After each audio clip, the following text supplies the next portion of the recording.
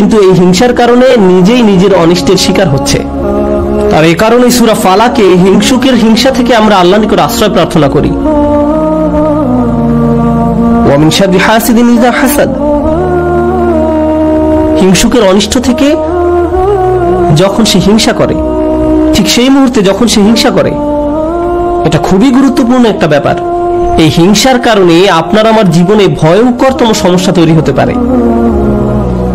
এখন আমি নিজেকে বিশ্লেষণ করতে চাই, যখন আমি নিজেই অন্যকে হিংসা করতে শুরু করি তখন কোন কোন ধরনের নিয়ামত থেকে নিজেকে বঞ্চিত করি। যখন আমি নিজেই অন্যের উন্নতি সহ্য করতে পারি না, ব্যাপারটা আর একটু খোলাসা করে বলছি। তামান্নি জাওয়ালিন নি'মা বিদুনিহি, আপনি ইচ্ছা করেন যে তার যেন এই নিয়ামতটি না থাকে। ব্যাপারটা এমন নয় যে আচ্ছা ওই ভাই খুবই শক্তিশালী, আমি যদি তার মতো শক্তিশালী হতাম। না না না, আমি ইচ্ছা করি যে সে অসুস্থ হয়ে পড়ুক আর আমি শক্তিশালী হয়ে উঠি। আপনি ইচ্ছা করেন তার মাঝে যেন ওই ভালো বিষয়টা না থাকে। কোন কারণে সে ওইটা পাবে? আচ্ছা সে প্রমোশন পেয়েছে, এখন আমারও ইচ্ছা হয় যে আমিও যেন প্রমোশন পাই। না না না, হিংসা হলো আমি চাই সে বরখাস্ত হোক আর আমি প্রমোশন পাই। আপনি তার ব্যর্থতা দেখতে চান, আপনার ভেতরের কিছু একটা চায় তার যেন পতন ঘটে। তার পতনের ফলে আপনার জীবিকায় সমৃদ্ধি আসে না, আপনার এতে কোনো উপকার হয় না, তবু আপনার ভেতরের কিছু একটা তার পতন কামনা করে। যদি তার পতন ঘটে তাহলে আপনার কাছে তা ভালো লাগবে। এটাই হলো হাসাদ। কিভাবে এটা একজনের ভালো দিক ধ্বংস করে দেয়? আমরা ইবলিস শয়তান সম্পর্কে জানি, আল্লাহ তাকে ফেরেশতাদের কাতারে রেখেছিলেন, এর চেয়ে উন্নত কোনো মর্যাদা হতে পারে না। কিন্তু হিংসা তাকে এত উচ্চ পর্যায় থেকে একেবারে নিম্নতম পর্যায়ে নামিয়ে দিয়েছে, আল্লাহর নিকট থেকে বহু দূরে সরিয়ে দিয়েছে। চিন্তা করতে পারেন এত বড় মর্যাদা কেড়ে নেওয়া হলো, এর মূল কারণ ছিল হিংসা। চিন্তা করতে পারেন মূল কারণ হলো নিজেকে অনেক বড় কিছু মনে করা। হিংসার কারণে হত্যার মতো জঘন্য অপরাধ সংঘটিত হলো।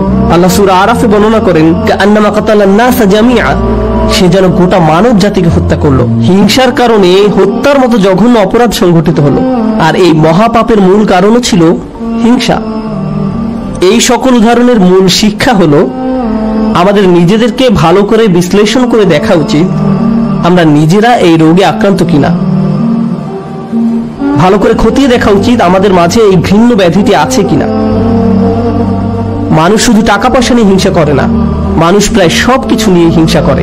পরিবারের সবার মনোযোগের কেন্দ্রবিন্দু হওয়া, এটা এমনকি ধর্মীয় পরিমণ্ডলেও ঘটতে পারে। ভাই জানেন অমুক শায়েখ, তার ভিডিও মানুষ বেশি দেখে। আপনি তার ফলোয়ারদের সাথে নিজের ফলোয়ারদের তুলনা করছেন কেন? মাহফিলে তাকে কেন প্রধান বক্তা করা হলো? তাকে কেন সবচেয়ে ভালো সময় বক্তব্য দিতে দেয়া হলো? এমন ঘটনা মসজিদেও ঘটতে পারে। ভাই দেখেছেন তারা কত টাকা তুলেছে, আমরা এত টাকা তুলতে পারিনি। আর এই মনোভাব প্রতিযোগিতায় সীমাবদ্ধ থাকে না, হিংসায় পরিণত হয়। কেন তারা আমাদের চেয়ে ভালো করছে? এই হিংসা এমনকি ধর্মীয় পরিমণ্ডলেও আঘাত করতে পারে। মদিনায় আসার পর সাহাবীরা ধারণা করেছিলেন মদিনার ইয়াহুদিরা সবার আগে ইসলাম ধর্ম গ্রহণ করবে।